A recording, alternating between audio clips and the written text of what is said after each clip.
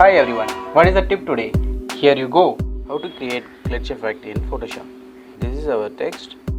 I take this layer, two more duplicates.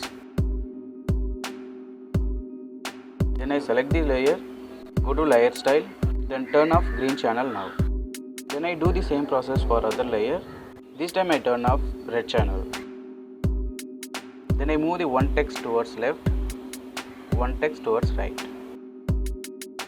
Then select all of these layers, go to layer and merge layers. Then I take a rectangle marquee tool, select like this randomly,